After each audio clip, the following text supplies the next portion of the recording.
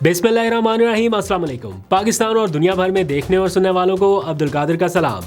पाकिस्तान में 29 दिसंबर की रात है। सुहेल अफरीदी का 3 रोज़ा दौरा लाहौर ख़त्म हुआ, लेकिन उसके असरात या आफ्टर शॉक्स बाकी हैं। कहीं पे प्रेस कॉन्फ्रेंस हो रही है, कहीं पे खतूत लिखे जा रहे हैं। और वैसे भी जैसे ही वो वापस पहुंचे खैबर पख्तूनख्वा, जाते ही उन्होंने अपनी सूबाई काबीना का पहला इजलास बुलाया और उस इजलास में उन्होंने अपनी सूबाई काबीना को एक पहला हुक्म जारी किया है। उसकी तमाम तर तफसीलात बड़ी दिलचस्प है, सारी अभी आपको बताता हूँ। साथ ही PTI के कैंप में क्या चल रहा है, आज कुछ लोगों से मुलाकातें हुई हैं, जानने की कोशिश की गई है मुज़ाकराती माहौल में अंदर की क्या खबरें हैं, क्या हो रहा है। और फिर मुल्की सियासत में वंडर बॉय के नाम की गूंज है। आज एक कॉलम भी छपा है कि वंडर बॉय की तलाश है। कौन है ये वंडर बॉय? इसके बारे में 2-3 लोग नाम जो है वो सरफेस कर रहे हैं कि शायद ये हो सकता है वंडर बॉय। उसके बारे में भी बात करेंगे, लेकिन पहले ज़रा सा आ जाइए इमरान खान के केसेस के हवाले से ताज़ा तरीन अपडेट्स मैं आपको बता दूं, क्योंकि 10-10 साल कैद की सज़ा सुनाई गई इमरान खान और उनकी अहलिया को। तो उनके वकील काफ़ी देर से कोशिश कर रहे थे कि वो अडयाला में उनसे मुलाकातें कर सकें, लेकिन मुलाकातें नहीं हो पा रही थी। बिलाखिर उन्होंने मुलाकात के बगैर ही उनके बिहाफ पे अपील दायर कर दी है। उनकी इंस्ट्रक्शंस लिए बिना या वकालतनामे पे दस्तखत कराए बिना आज अपील जो है वो दायर कर दी गई है, क्योंकि एक मुकर्रर वक्त तक अगर अपील दायर ना की जाए तो फिर मसाइल और बढ़ सकते हैं। तो उन्होंने बताया, आज मेरी वकील से बात भी हुई, खालिद यूसुफ एडवोकेट से, उन्होंने बताया कि हमारे पास चूँकि उनका रिकॉर्ड ऑलरेडी मौजूद है, उनके दस्तखत, उनके वकालतनामे मौजूद हैं, तो हमने उसी के साथ ही अपील दायर कर दी है। अगर कोई ज़्यादा से ज़्यादा भी हुआ तो एतराज़ लगेगा, लेकिन वो मुकर्रर वक्त के अंदर अंदर दायर करना ज़रूरी था, तो वो हमने कर दिया। अगर एतराज़ लगेगा तो हम अदालत को बता देंगे कि जनाब हमारी एक्सेस नहीं है, एक्सेस दिला दें तो हम नए वकालतनामे पर दस्तखत करा लाते हैं। तो ये इस टाइम की सिचुएशन है। कल फिर मुलाकातों का दिन है, मंगल का दिन। आपको पता है फैमिली की मुलाकातें और जो वकला हैं वो मिल सकते हैं एज़ पर अदालती ऑर्डर, लेकिन नहीं हो रही मुलाकातें कुछ अरसे से। तो एक ताज़ा तरीन लिस्ट जो है वो फिर भिजवा दी गई है। बैरिस्टर गौहर, सलमान अकरम राजा और बाकी सारे लोगों के नाम उस लिस्ट में शामिल हैं। अब ये मुलाकात होती है नहीं होती है, एहतजाज लंबा चलेगा, ये तो कल आपको बताएंगे। लेकिन एक और दिलचस्प पहलू इसका ये है कि रावलपिंडी में दफ़ा 144 के निफाज में एक बार फिर तौसीह कर दी गई है और ये गालबन एक नया रिकॉर्ड बना है कि मुसलसल कितनी बार तौसीह की गई है। जब भी मंगल का दिन आता है तो एक नोटिफिकेशन ये भी जारी होता है, उधर से एक लिस्ट जाती है कि ये लोग मिलने आएंगे, इधर से रावलपिंडी से एक नोटिफिकेशन जारी होता है डिप्टी कमिश्नर ऑफिस से कि जनाब दफ़ा 144 में तौसीह कर दी गई है। क्योंकि फिर इसी नोटिफिकेशन की बेस पे फिर मुकदमात भी कायम होते हैं ना, कि देखिए दफ़ा 144 की खिलाफ वर्जी हो गई और ये सारा कुछ हुआ, वो फिर एक पूरी चार्जशीट जो है वो बन जाती है। अब आ जाइए ज़रा सुहेल अफरीदी के दौरा लाहौर और उसके आफ्टर शॉक्स पे बात करते हैं। इसके बाद फिर ज़रा वंडर बॉय पे भी बात करनी है, वो भी बड़ा दिलचस्प टॉपिक है।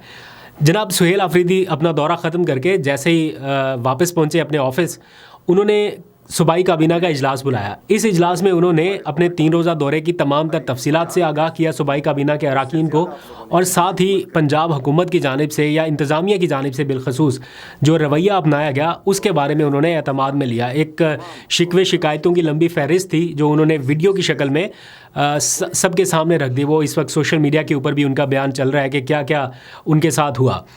अच्छा, इसके बाद मामला यहाँ पे रुका नहीं, उन्होंने 2 काम और किए हैं। पहला ये कि उन्होंने वज़ीर आला पंजाब को एक ख़त लिख दिया है और उस ख़त में भी एक यही सारे शिकवे शिकायतों पर मुश्तमिल एक चार्जशीट है कि मेरे साथ ये हुआ। मैं अभी आपको पढ़ के भी बताता हूँ। लेकिन साथ ही दूसरा काम जो उन्होंने किया, जो मेरे ख़्याल में बड़ा इंपॉर्टेंट है, वो ये कि उन्होंने अपने सूबे के सरकारी अफसरान को या ब्यूरोक्रेसी को या जितने भी लोग सामने उनके बैठे हुए थे, चाहे MPAs हों, उन सब को भी उन्होंने ये कहा कि अगर किसी दूसरे सूबे से कोई ऑफिशियल डेलीगेशन आता है हमारे सूबे में खैबर पख्तूनख्वा में, तो आपने उनको सूबे की रवायात के मुताबिक ट्रीट करना है और किसी भी किस्म का ऐसा तासुर नहीं जाना चाहिए कि कोई बदइंतज़ामी हुई या उनके साथ कोई ज़्यादती हुई। ये बड़ी क्लियर कट डायरेक्शन है फ्रॉम टॉप टू बॉटम, यानी वज़ीर आला की सतह से ब्यूरोक्रेसी के लेवल तक ये पैगाम दिया गया कि अगर कोई दूसरे सूबे से सरकारी डेलीगेशन आता है तो उसके साथ आपने बेहतर सलूक करना है। क्या कहा उन्होंने, ज़रा ये क्लिप छोटा सा सुनिए, वापस आइए, फिर ज़रा चीफ मिनिस्टर को लिखे गए ख़त का भी ज़रा जायज़ा लेते हैं। मैं अपने जितने भी हमारे गवर्नमेंट ऑफिशल्स हैं उन सबको ये हिदायत देता हूँ, जो हमारी ब्यूरोक्रेसी है, जो हमारी पुलिस है, जो हमारे वज़रा हैं, तमाम गवर्नमेंट ऑफिशल्स को, कि किसी भी सूबे से कोई भी गवर्नमेंट ऑफिशियल आए, आप लोगों ने उसकी भरपूर खिदमत करनी है।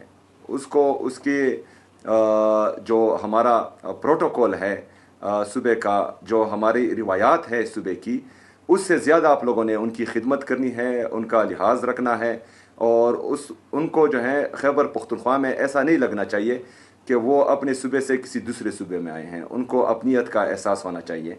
तो चीफ मिनिस्टर का ये मैसेज अपनी ब्यूरोक्रेसी के लिए बड़ा क्लियर है, लेकिन साथ ही उन्होंने वज़ीर आला पंजाब को एक ख़त लिखा और कुछ चीज़ें उन्होंने रिकॉर्ड पे लाई ताकि सनद रहे और बवक्ते ज़रूरत काम आए। वो वाला हिसाब किताब है। ख़त 2 सफ़ात पर मुश्तमिल है, काफ़ी लंबा चौड़ा ख़त है। मैं इसकी समरी आपको उर्दू में बता देता हूँ। इस ख़त में वो मरियम नवाज़ को यानी चीफ मिनिस्टर को मुखातिब करते हुए लिखते हैं कि मेरे दौरे के दौरान जिस अंदाज से मामलात को डील किया गया वो गफलत या कोताही नहीं थी, बल्कि जानबूझकर किया गया था। जो हुआ वो इंतज़ामी गफलत थी, न हादसाती तौर पे हुआ, बल्कि आइनी ओहदे और बैनुस-सूबाई इज़्ज़त को ख़राब किया गया। ये कहना है सुहेल आफरीदी का। फिर वो लिखते हैं कि मैं 4 करोड़ लोगों के नुमाइंदे की हैसियत से लाहौर गया था। जो कुछ भी मेरे साथ हुआ वो किसी भी तौर एक अवामी नुमाइंदे के शायान शान नहीं था। मार्केटें और अवामी मकामात को बंद करके लाहौर के शहरियों को तकलीफ दी गई। मोटरवे और रेस्ट एरिया तक को बंद रखा गया। ये सारी चीज़ें सबको मालूम है, सोशल मीडिया पर चूँकि आ चुका, लेकिन वो इस चीज़ को रिकॉर्ड का हिस्सा बना रहे हैं। बड़ी चालाकी के साथ, बड़ी होशियारी के साथ वो चीज़ें रिकॉर्ड पे ला रहे हैं ताकि ये रिकॉर्ड कभी ख़त्म नहीं हो। अब उनका अगला दौरा जो है वो सिंध का होगा। अब क्या सिंध में भी यही सारा कुछ रिपीट होगा? निस्बतन हमने देखा है कि पंजाब की निस्बत सिंध में थोड़ी सी स्पेस पीटीआई को ज़्यादा मिली है। ऐसा नहीं है कि स्पेस बहुत ज़्यादा मिली है, निस्बतन पंजाब के मुकाबले में कदरे माहौल वहाँ पे बेहतर है। तो अब वज़ीर आला अगर सिंध का दौरा करते हैं तो पंजाब में जो कुछ हुआ उसके बरक्स क्या वहाँ पे उन्हें प्रोटोकॉल या उनके शायान शान इज़्ज़त मिलेगी, ये देखना बड़ा दिलचस्प होगा। और मुझे लगता है कि हालात थोड़े से मुख्तलिफ रहेंगे, बहुत ज़्यादा नहीं लेकिन थोड़े से मुख्तलिफ रहेंगे। तो आपको वो भी अपडेट करेंगे जब कभी दौरा होगा। खैर आगे बढ़ते हैं। मुल्क की सियासत में एक वंडर बॉय के नाम की गूंज है। ये कौन है वंडर बॉय, इसकी डिस्कशन की जा रही है। लेकिन आज सुहेल आफरीदी का सुहेल आफरीदी कह रहा हूँ, सुहेल वड़ाई, सुहेल आफरीदी को हमने इतना डिस्कस कर लिया कि बार बार भाई सुहेल वड़ाई साहब का एक कॉलम है जिसमें वो कह रहे हैं कि शहबाज शरीफ साहब अगर हीरा है, तो मैं कोट एंड कोट आपको पढ़ के बता देता हूँ। वो कहते हैं कि अंदाज़ा कहता है कि ग्रैंड प्लान में एक वंडर बॉय की ज़रूरत है, उसको महसूस किया जा रहा है। शहबाज शरीफ सोना है मगर अब सोने नहीं, हीरे की ज़रूरत आन पड़ी है, क्योंकि बरसों के तसाहिल को हीरे जैसा वंडर बॉय ही ख़त्म कर सकता है। अब कहाँ पर यह ज़रूरत महसूस की जा रही है कि शहबाज शरीफ साहब हीरे हैं, लेकिन हीरे से भी बढ़ के कुछ चाहिए, वंडर बॉय जैसा कुछ चाहिए, जो कि डूअर किस्म का बंदा होना कि बस वो सोचे और हो जाए, वो कहे और हो जाए। तो ये वंडर बॉय कौन हो सकता है? सोशल मीडिया पर 2-3 नाम सरफेस कर रहे हैं, लेकिन वक्त आने पर हम भी ज़रा यहाँ पे डिस्कस करेंगे। तब तक आप अपना गैस ज़रूर लगा सकते हैं। आज ही मैंने जंग अखबार की एक खबर पढ़ी, बिलावल के नाम से मंसूब किया गया था बयान उनका, और उसमें लिखा कि दीवार पर लिखा नज़र आ रहा है कि इलेक्शन जल्द नहीं। ये सिस्टम शायद लंबा चल सकता है, कितना लंबा चलेगा उसका फ़ैसला उन्होंने कहा आवाम कर सकते हैं। आवाम तो बेचारे जो फ़ैसला कर रहे हैं उसका जो हाल है वो आप सबके सामने है। लेकिन अगर ये बात है कि सिस्टम लंबा चलना है, इलेक्शन जल्द नज़र नहीं आ रहा है, तो फिर पीटीआई जो बातें कर रही है कि कबल अज़ वक्त इंतखाबात या नए इंतखाबात के ऊपर वो डायलॉग चाहते हैं, दैट मीन्स कि फिर तो मुज़ाकरात शुरू होने से पहले ही कहीं नाकाम ना हो जाए।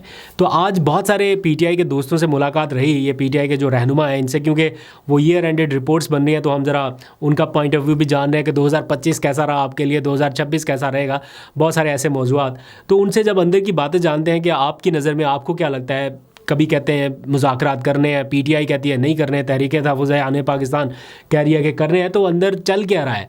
तो पता ये चला कि सोच ऐसी पाई जा रही है कि मुज़ाकरात तो करने हैं, अक्सरियत तो इसी हक़ में है, लेकिन साथ में एहतजाज भी जारी रहेगा। अगर एहतजाज नहीं करेंगे या अपनी वो स्ट्रीट पावर नहीं दिखाएंगे तो फिर हमसे कोई मुज़ाकरात 2-3 साल तक भी नहीं करेगा। ये उनकी सोच पाई जा रही है कि अगर हम उनको ये रियलाइज़ करा दें या उनको ये रियलाइजेशन हो जाए जिनसे उन्होंने बातचीत करनी है कि जनाब इनकी स्ट्रीट पावर ख़त्म हो गई, ये एहतजाज नहीं कर पाएंगे, तो वो कहते हैं कि 3 साल तक फिर मुज़ाकरात को भूल जाएं। तो मुज़ाकरात करने हैं, उसके लिए एहतजाज दबाव के तौर पे यकीनन वो जारी रखेंगे। लेकिन उन्होंने कहा कि कुछ लोग ऐसे थे जो बातचीत के हक़ में नहीं थे, लेकिन अक्सरियत चूँकि ये चाहती है कि बातचीत को मौका दिया जाना चाहिए और हुकूमतों की ज़िम्मेदारी है, तो एक टेस्टर के तौर पर भी ये हमारे सामने है।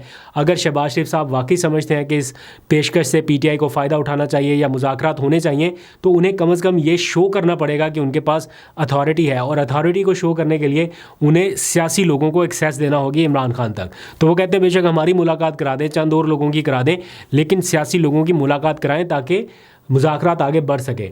फिर वो ये भी बताते हैं कि अब चूँकि बॉल जो है वो तहरीक तहफ़्फ़ुज़ आईन पाकिस्तान के कोर्ट में जा चुका, तो हम ये भी देखेंगे कि तहरीक तहफ़्फ़ुज़ आईन पाकिस्तान कितनी जल्दी इन मुज़ाकरात को शुरू कराने में कामयाब हो पाती है। फिर वो कहते हैं कि अब हुकूमत भी राज़ी है, PTI भी इत्तफ़ाक़ कर रही है मुज़ाकरात पे, तो फिर देर किस बात की, फिर जल्द अज जल्द मुज़ाकरात को शुरू किया जाना चाहिए। अब देखते हैं किसकी तरफ से हाँ होती है और किसकी तरफ से ना, आपको अपडेट करते रहेंगे। जाते जाते एक ख़बर ये कि एक और जज साहब हैं इस्लामाबाद हाई कोर्ट के, पहले तो अभी आपने देखा ना जस्टिस तारिक महमूद जहांगीरी साहब को फारिग कर दिया गया, अब एक और जज साहब हैं जिनको ओहदे से हटाने के लिए सुप्रीम जुडिशल काउंसिल में रुजू किया गया है। ये जज हैं जस्टिस मोहम्मद आसिफ, जिनके कम उम्र बेटे ने अभी हाल ही में 2 बच्चियों को अपनी गाड़ी से एक्सीडेंट के नतीजे में कुचल दिया। उनको उनके ओहदे से हटाने के लिए एक दरख्वास्त जो है वो दायर की गई है कर्नल रिटायर्ड इनामुर रहीम साहब की जानिब से सुप्रीम जुडिशल काउंसिल में कि इन जज साहब को ओहदे से बर्खास्त कर दिया जाए। देखते हैं कि वो बच पाते हैं या वो भी जस्टिस जहांगीरी की तरह अपने ओहदे से हाथ धो बैठेंगे। आपको अपडेट करेंगे। अभी तक के लिए इतना, अपना बहुत सा ख्याल रखिए। अल्लाह हाफ़िज़।